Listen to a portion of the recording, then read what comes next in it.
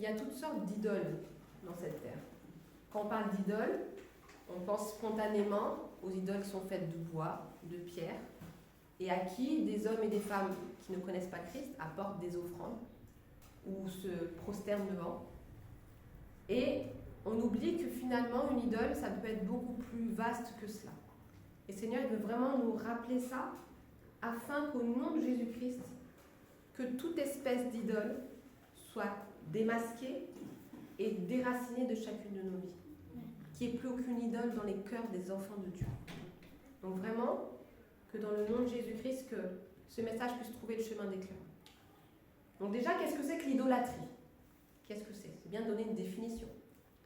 Le mot idole, il vient d'un terme grec qui signifie image.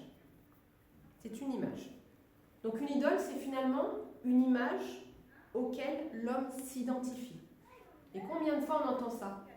Oui, finalement je me prosterne devant telle statue parce que ça m'aide à mettre une image sur Dieu. Souvent on entend ça. Alors que bon, on va le lire un peu plus loin.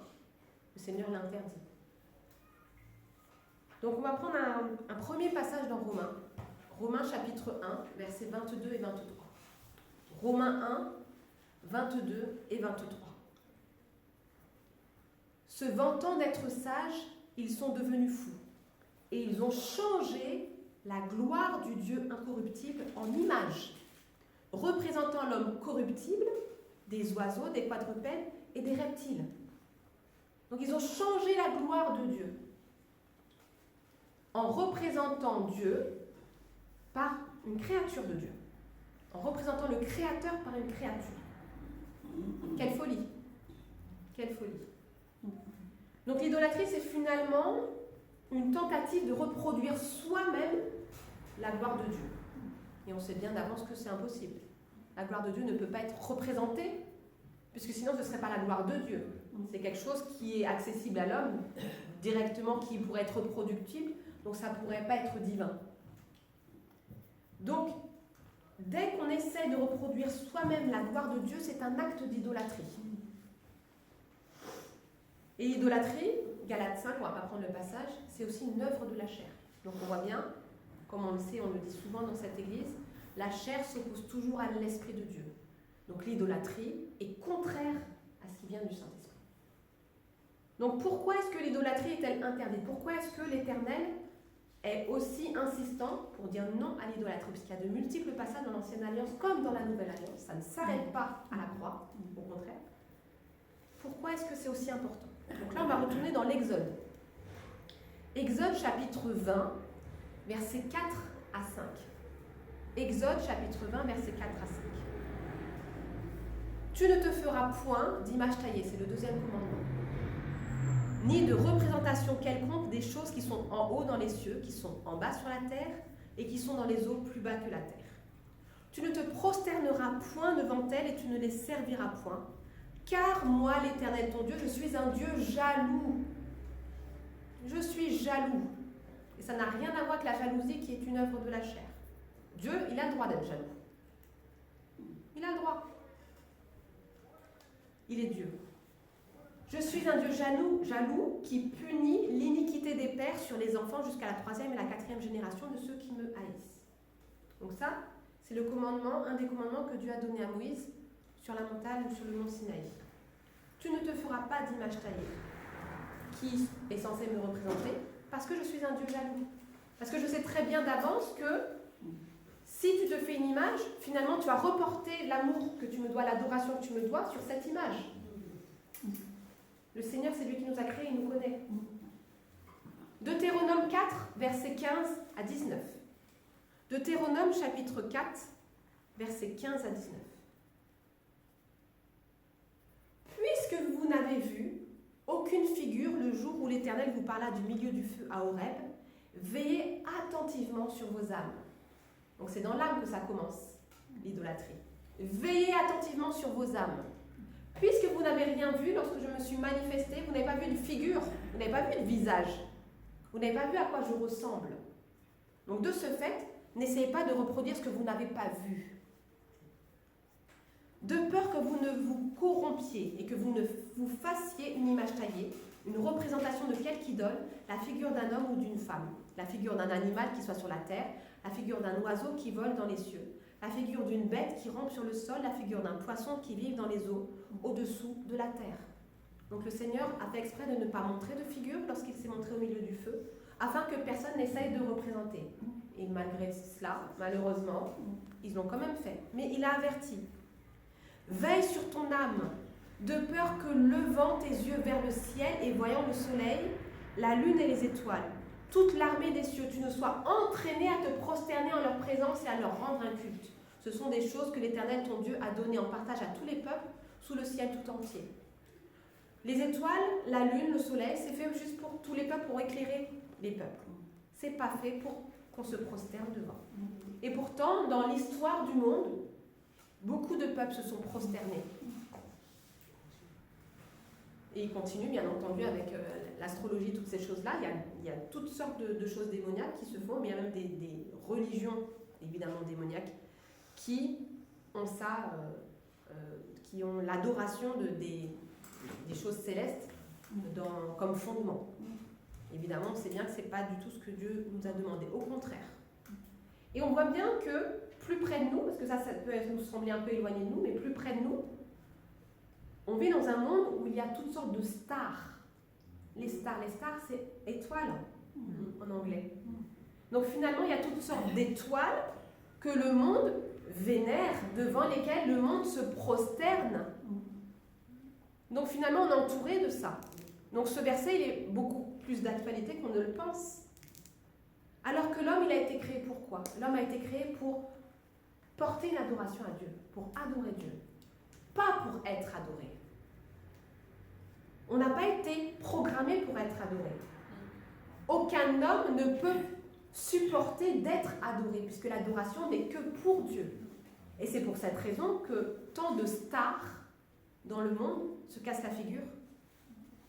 Parce qu'elles sont adorées alors qu'elles n'ont pas été créées pour cela. Et oui, l'adoration n'est que pour notre Dieu, encore une fois. Donc si j'ai de l'admiration pour quelqu'un au-delà de ce qui est raisonnable, attention, je suis en danger. Donc veillons sur nos cœurs. Admirable, c'est un des noms du Seigneur. Admirable conseiller. C'est lui qu'on doit admirer.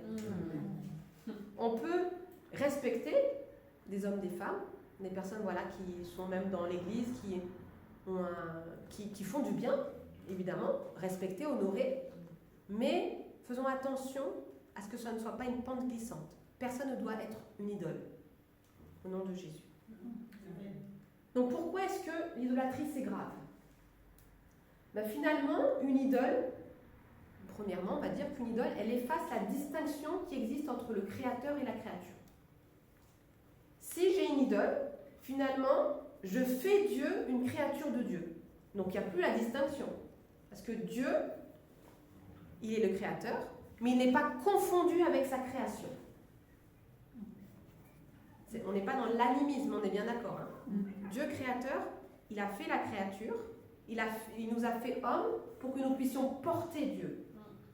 Mais aucune créature n'est Dieu. En aucun cas.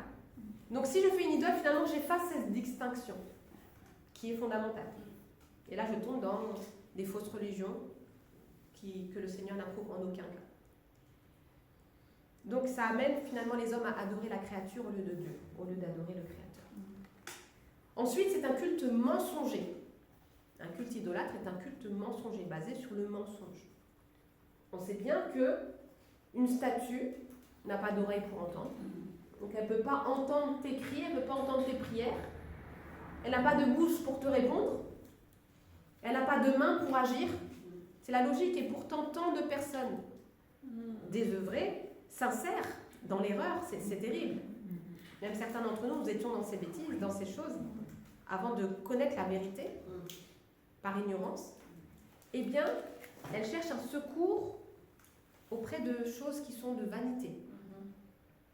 Donc vraiment que nous puissions avoir encore plus de compassion pour pouvoir apporter la bonne nouvelle, la merveilleuse nouvelle de Jésus-Christ à ces personnes qui sont encore dans l'erreur.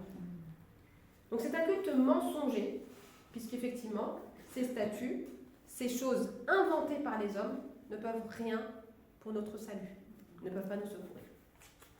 Et aussi, c'est un culte rendu à des démons. Parce que finalement, c'est des démons qui poussent les hommes à adorer des choses de vanité. On va prendre un passage dans 1 Corinthiens. 1 Corinthiens chapitre 10, versets 14 à 22. 1 Corinthiens chapitre 10, versets 14 à 22. C'est pourquoi, mes bien-aimés, fuyez l'idolâtrie. Fuyez l'idolâtrie. Il ne s'agit pas de l'éviter, mais de la fuir. Fuyez l'impudicité, fuyez l'idolâtrie. Donc on ne doit même pas essayer une seconde de la tolérer dans sa maison, dans son foyer, dans son environnement. Fuyez. Il y a de l'idolâtrie, tu fuis, tu t'en vas, tu vas ailleurs. C'est pas rien.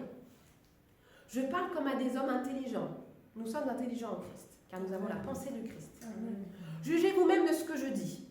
La coupe de bénédiction que nous bénissons n'est-elle pas la communion au sang de Christ? Amen. Le pain que nous rompons n'est-il pas la communion au corps de Christ? Amen. Puisqu'il y a un seul pain, nous qui sommes plusieurs, nous formons un seul corps, car nous participons tous à un même pain. Voyez les Israélites selon la chair. Ceux qui mangent les victimes ne sont-ils pas en communion avec l'autel? Que dis-je donc? Que la viande sacrifiée aux idoles est quelque chose ou qu'une idole est quelque chose? Nullement. On vient de le voir, c'est un culte mensonger. Une idole, c'est rien. Mais, je dis que ce qu'on sacrifie, on le sacrifie à des démons. Et non à Dieu. Et là, c'est là que ça devient grave. C'est-à-dire que, non seulement c'est un mensonge parce que c'est un bloc de pierre, de bois ou de je ne sais quoi, mais en plus, derrière, il y a des démons. Donc c'est encore plus grave que ce soit juste quelque chose de vide. Je répète ça, je vais répéter ce verset. Je dis que ce qu'on sacrifie, on le sacrifie à des démons et non à Dieu. Or, je ne veux pas que vous soyez en communion avec des démons. Donc là, Paul, il s'adresse à qui? Il s'adresse à l'église de Corinthe. Donc très certainement qu'il devait y avoir des chrétiens de Corinthe qui n'étaient pas au clair et qui continuaient peut-être certaines pratiques qui n'étaient pas la gloire de Dieu. Donc on peut aussi être dans une confusion si on n'est pas enseigné et perpétuer des choses qui ne sont pas la gloire de Dieu. Vous ne pouvez boire la coupe du Seigneur et la coupe des démons. Il faut faire un choix. Soit tu suis le Seigneur, le Dieu vivant et vrai, soit tu suis le diable. Il faut faire un choix. Dans combien d'églises il y a ce qu'on appelle le syncrétisme? Syncrétisme, ça veut dire que tu suis Dieu, mais en même temps, tu suis ton autre religion d'origine, quelque chose de païen. Donc évidemment, tu ne suis pas Dieu. Il faut être très clair. On ne peut pas servir de maître. On ne peut pas être assis entre deux chaises. Si tu sers en même temps un faux Dieu, c'est que tu ne sers que ce faux Dieu. Le Seigneur est un Dieu jaloux. Et il ne partagera jamais sa gloire avec un autre. Vous ne pouvez boire la coupe du Seigneur et la coupe des démons. Vous ne pouvez participer à la table du Seigneur et à la table des démons. Voulons-nous provoquer la jalousie du Seigneur? Sommes-nous plus forts que lui? Est-ce que tu es plus fort que Dieu? Personne ne peut dire ça. Donc le Seigneur, je crois que par son Saint-Esprit, va nous montrer, parce qu'évidemment, on n'est pas concerné par le fait de donner des offrandes à des statues de bois ou de pierre. Personne ici fait ça. Ah, merci Seigneur. Mais on va voir que on peut être concerné par d'autres choses beaucoup plus subtiles. Et le Seigneur veut déraciner ça aujourd'hui. Il m'a dit déraciner les idoles des cœurs. C'est ça qu'il m'a dit. Je me suis dit, bon, du coup, j'ai fait des recherches et tout, mais je ne m'attendais pas à une parole aussi forte. Donc si le Seigneur parle de cette façon, c'est qu'il y a besoin qu'on passe tous à autre chose. Ça peut vraiment être subtil, mais le Seigneur va nous aider. Vous vous souvenez de l'épisode terrible du veau d'or? Exode 32, on ne va pas prendre le passage, mais qui est vraiment terrible.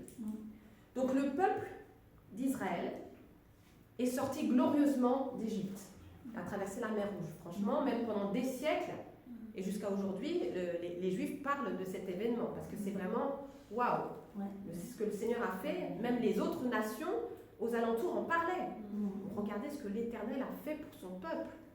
C'était extraordinaire. Et lorsque l'Éternel a appelé Moïse sur la montagne, voyant qu'il ne descendait pas tout de suite, qu'il tardait, le peuple d'Israël est venu voir Aaron en disant fais-nous un veau d'or, et puis comme ça on dira que c'est lui notre Dieu. On dira que c'est Elohim qui t'a fait sortir du pays d'Égypte. Comment ont-ils pu passer du départ d'Égypte de façon aussi glorieuse, où c'est Dieu qui leur a ouvert la voie, quelques jours, très peu de temps après, à tomber dans une idolâtrie aussi grotesque? Comment c'est possible? Finalement, si on regarde bien, on voit que les Israélites, ils ont vécu pendant 400 ans, pendant tout le temps de leur esclavage, en Égypte, au milieu d'un peuple idolâtre, profondément idolâtre. Ils étaient entourés d'idoles tout le temps. Donc il y avait des statues, et puis ce n'étaient pas des petites statues, des statues immenses qui étaient qui représentaient des démons. Et parmi ces idoles, il y avait ce qu'on appelait le taureau Apis. Apis, c'est un faux dieu égyptien qui était vénéré pour la fertilité, la puissance sexuelle et la force physique. Donc ils avaient cette image qui était devant eux tout le temps. Donc lorsqu'ils ont vu que Moïse, on ne sait pas ce qu'il est devenu, il est sur la montagne, ils se sont dit, ah, taureau Apis, vous voyez? C'est pour ça que le Seigneur nous a dit, prenez garde à ce que vous entendez. Prenons garde à ce qu'on voit, à ce qu'on regarde. Parce que subrepticement, ça peut semer des choses en nous. Ils servaient le Dieu vivant et vrai, mais puisqu'ils avaient regardé, entendu des choses qui n'étaient pas la gloire de Dieu, ça avait pris un chemin dans leur cœur. Taureau Apis. Ils ont osé comparer l'Éternel des armées, le Dieu vivant et vrai, à ce vulgaire faux Dieu. Donc ils ont réduit le taureau Apis à un Dieu qui bénit pour la force physique. C'est terrible. Le Seigneur nous a dit, prenez garde à ce que vous entendez. Et même Job, il avait fait un pacte avec ses yeux.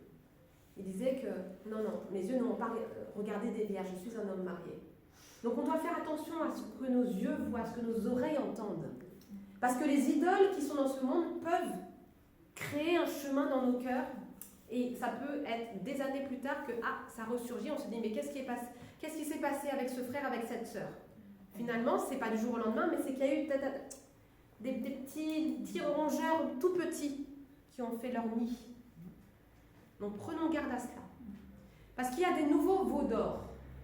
Il y en a des veaux d'or actuels, des veaux d'or pour aujourd'hui. Parce que finalement, une définition de l'idolâtrie, ce serait de dire que l'idolâtrie, c'est tout ce qui vole l'adoration qui est due à Dieu seul. Dieu est le seul qui est digne d'être adoré. Le seul. Donc dès que je vole l'adoration qui est due à Dieu seul et que je la donne à quelque chose d'autre ou à quelqu'un d'autre, c'est de l'idolâtrie. Et c'est là qu'on voit, ça élargit beaucoup. Il ne s'agit pas forcément d'une statue. Tu peux n'avoir aucune statue chez toi et être dans l'idolâtrie. Mais que le Seigneur révèle précisément à chacun ce qui le concerne.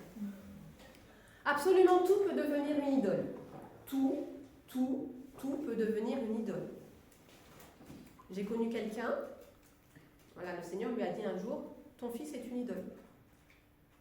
Et ça a été très difficile pour elle, mais elle s'est repentie. Et après, la relation s'est, redressée, comme le Seigneur corrigeait, comme le Seigneur le voulait. Mais un enfant peut être une idole. En fait, une bénédiction de l'Éternel peut devenir une idole. Tu l'as attendue tellement longtemps. Quand elle arrive, tu ne vois que ça. Etc., etc. On verra un peu plus en détail tout à l'heure. Donc, celui que tu adores, c'est celui à qui tu donnes le meilleur. À qui est-ce que tu donnes le meilleur? Est-ce que c'est toujours à Dieu, dans tous les domaines? À qui est-ce que tu donnes le meilleur? Est-ce que c'est à ta femme? Est-ce que c'est à ton mari? Ou est-ce que c'est à Dieu? Intéressant. Ton Dieu te demande tout.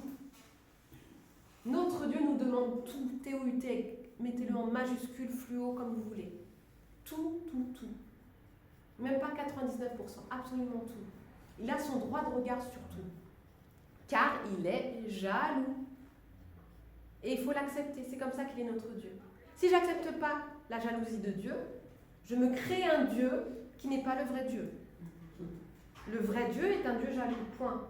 Il n'y a pas de partage. C'est le seul Dieu. Les autres sont des faux dieux qui se font passer pour des menteurs.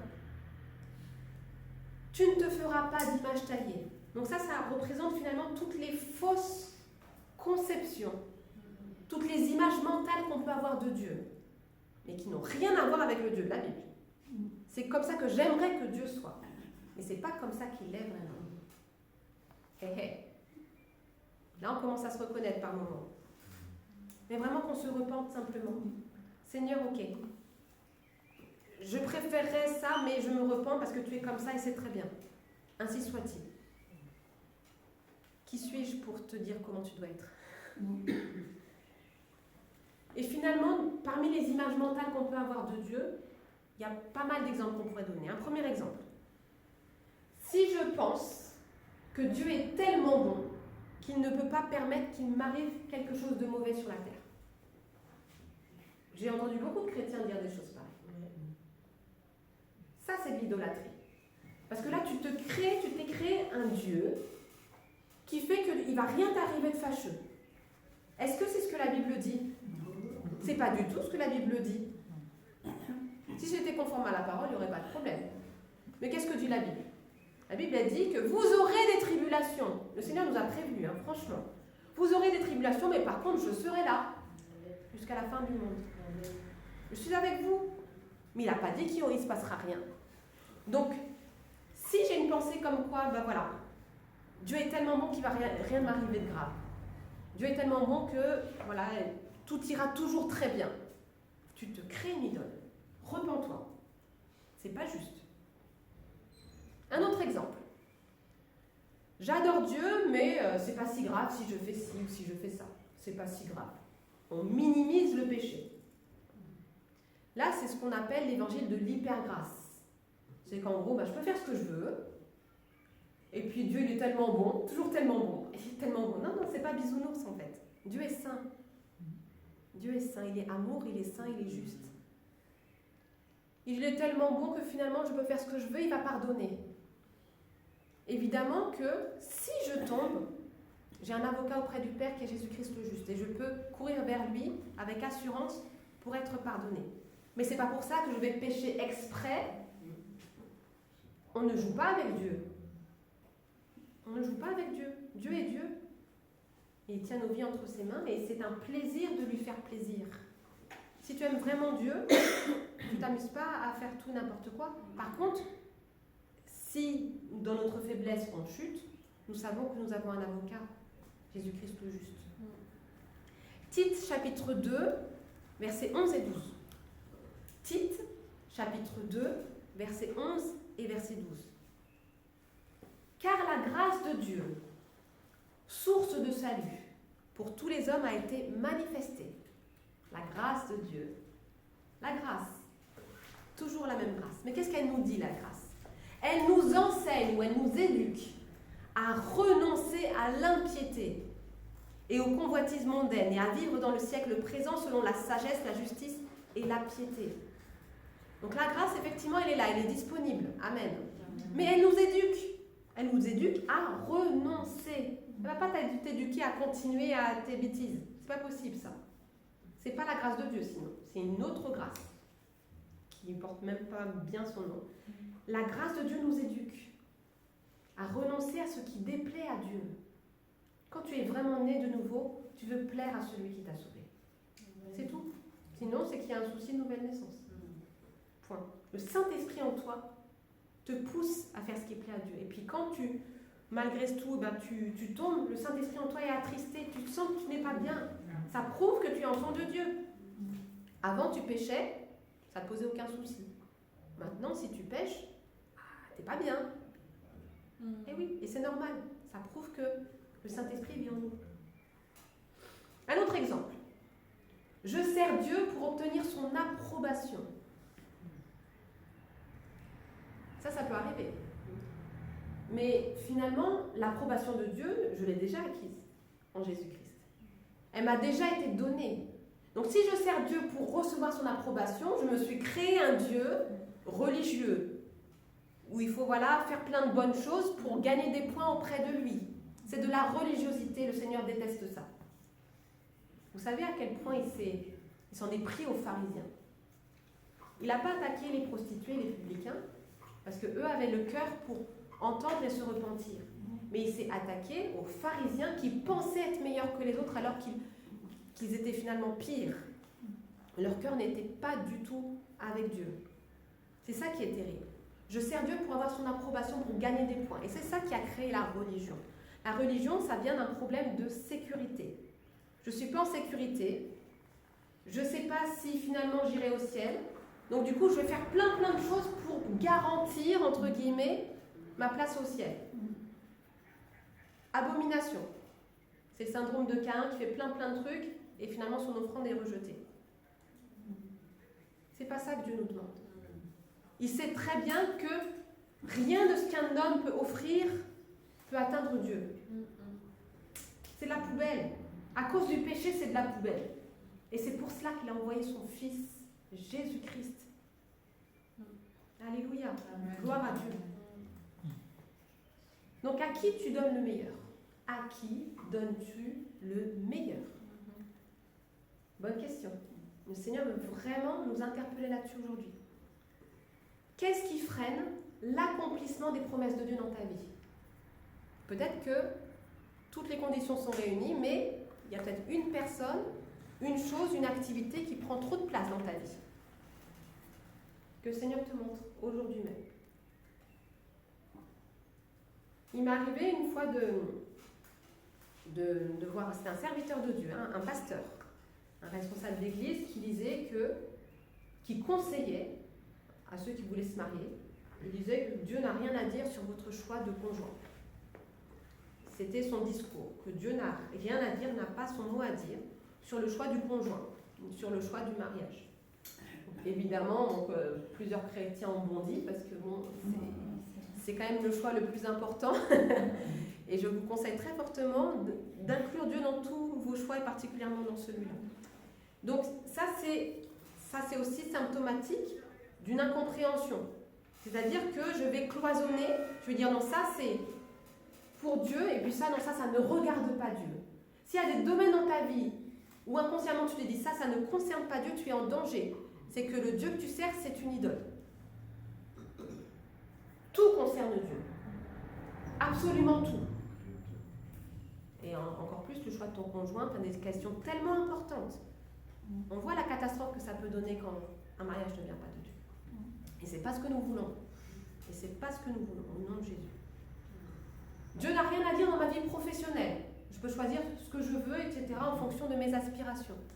C'est bien de prier quand même avant, de dire Seigneur, voilà, j'ai plusieurs opportunités, j'aime telle chose, mais Seigneur, qu'est-ce que toi tu veux? Parce que l'homme a plein de projets, ce sont les projets de l'Éternel qui s'accomplissent. Parce que nous, on regarde les choses de notre point de vue seulement. On regarde les choses au niveau de l'épanouissement personnel. Je ne dis pas que ce n'est pas important. Mais si c'est la priorité, il y a un problème. Tu regardes d'abord au salaire, à toutes ces choses-là. Mais est-ce que tu regardes aussi d'abord au fait que le Seigneur te place là en mission? Peut-être pour amener des personnes à Christ. Et si tu es au mauvais endroit, écoute, vous voyez ce que je veux dire? Un travail n'est pas qu'un gagne-pain, c'est d'abord un terrain de mission. Nous sommes des témoins de Christ partout où nous sommes. Partout où nous sommes. Donc comment utilises-tu ton temps? Comment utilises-tu ton temps? Ton travail. Ça peut arriver que finalement, tu dises non à une promotion, à un poste très intéressant parce que tu seras obligé de travailler le week-end. Tu pourras avoir des astreintes, des horaires compliqués, de nuit, je ne sais pas. Parce que ce ne serait pas compatible avec la vie d'église, la communion fraternelle. Et tu fais ce choix-là pour la gloire de Dieu. C'est le Saint-Esprit qui te pousse. Eh bien, ainsi soit-il. Ça peut arriver que, voilà, le Seigneur, il te demande d'accepter une mutation. Toi, ça ne t'arrange pas, mais finalement, il y a un plan de Dieu dans cela.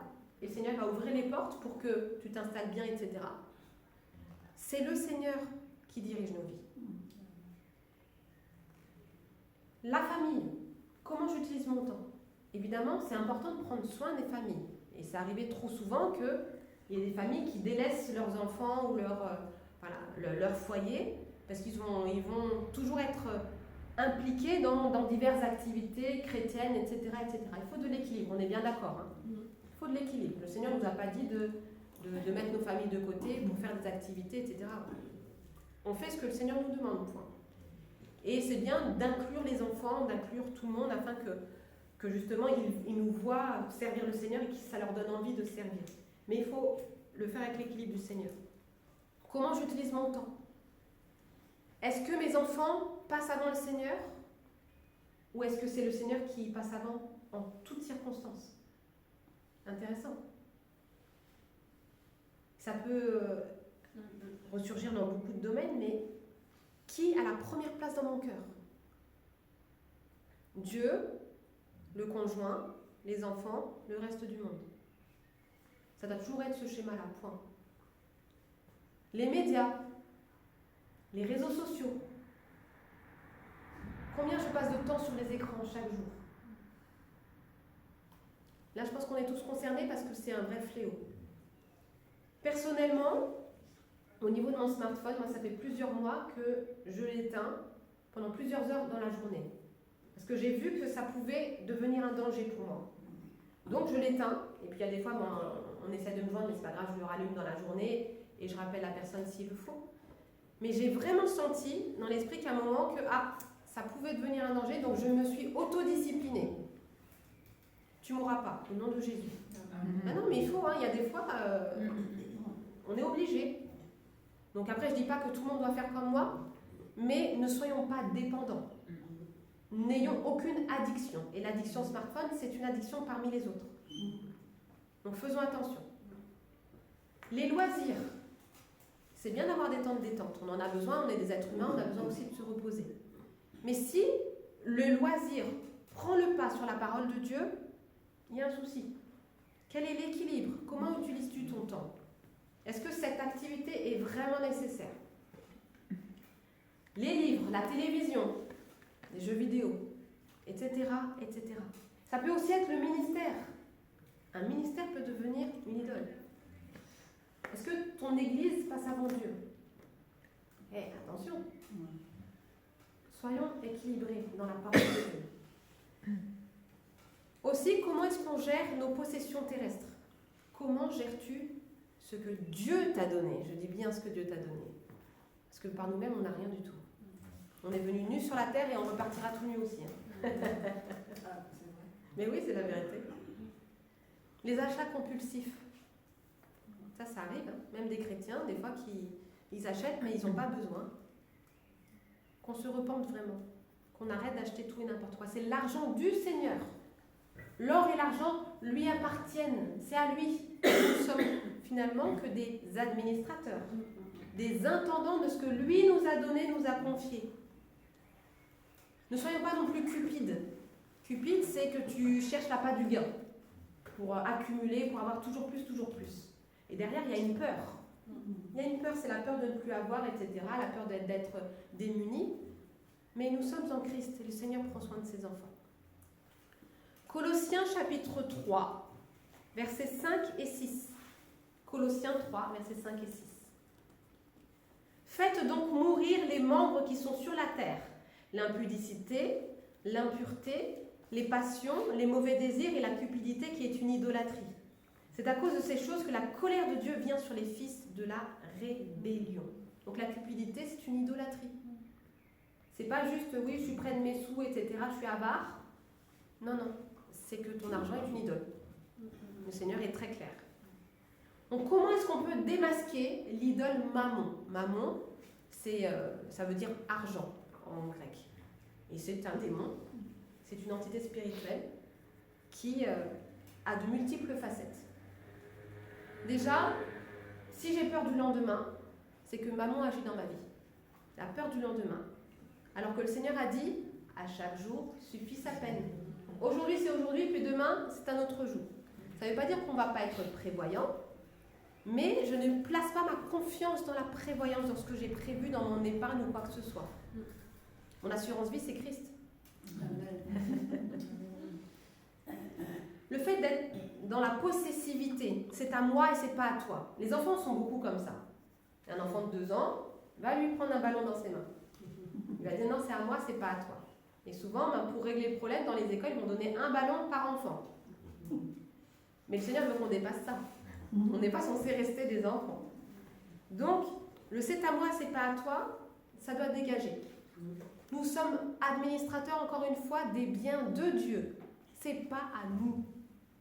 Même si tu as un coffre-fort, j'allais dire, un compte bancaire bien garni, merci Seigneur, mais rappelle-toi que c'est l'argent du Seigneur. Et comme c'est l'argent du Seigneur, à plus forte raison, on doit le gérer avec le Seigneur.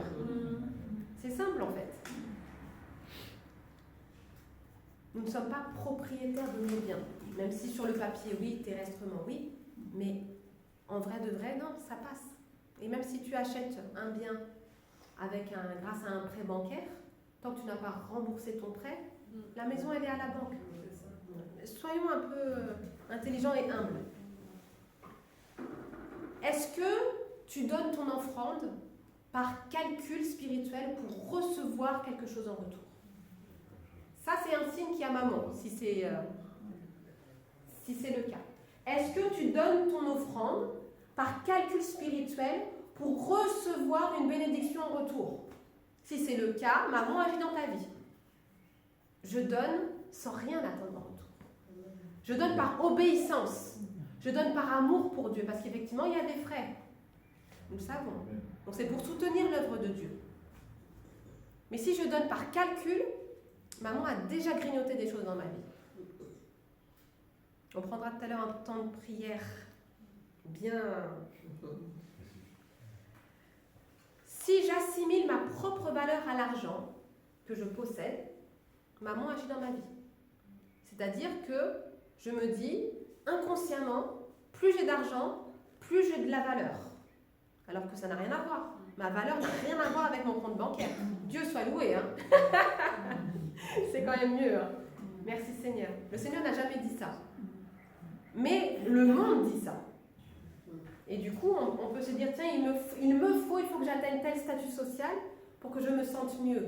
Oui, effectivement, matériellement, tu seras mieux, mais tu n'auras pas plus de valeur aux yeux de Dieu. Si quelqu'un est fasciné par l'argent, ça arrive. Personne, finalement, en discutant avec eux, ils parlent souvent d'argent. Il y a une fascination, ou même dans leur pensée, etc., fascinés par l'argent.